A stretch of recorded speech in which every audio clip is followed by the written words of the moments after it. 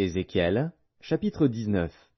Et toi, prononce une complainte sur les princes d'Israël, et dis, ta mère, qu'était-ce?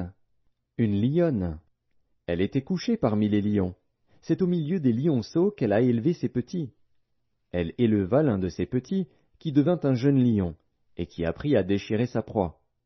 Il dévora des hommes. Les nations entendirent parler de lui, et il fut pris dans leurs fosses. Elles mirent une boucle à ses narines et l'emmenèrent dans le pays d'Égypte. Quand la lionne vit qu'elle attendait en vain, qu'elle était trompée dans son espérance, elle prit un autre de ses petits et en fit un jeune lion. Il marcha parmi les lions, il devint un jeune lion, et il apprit à déchirer sa proie. Il dévora des hommes. Il força leurs palais et détruisit leurs villes. Le pays, tout ce qui s'y trouvait, fut ravagé, au bruit de ses rugissements. Contre lui se rangèrent les nations d'alentour, des provinces. Elles tendirent sur lui leurs rets, et il fut pris dans leurs fosses. Elles mirent une boucle à ses narines, le placèrent dans une cage, et l'emmenèrent auprès du roi de Babylone.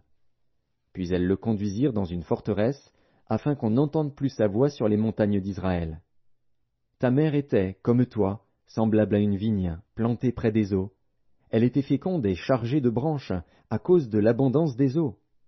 Elle avait de vigoureux rameaux pour des sceptres de souverains. Par son élévation, elle dominait les branches touffues.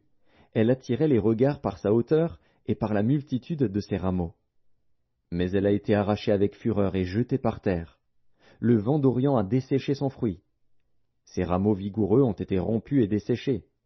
Le feu les a dévorés.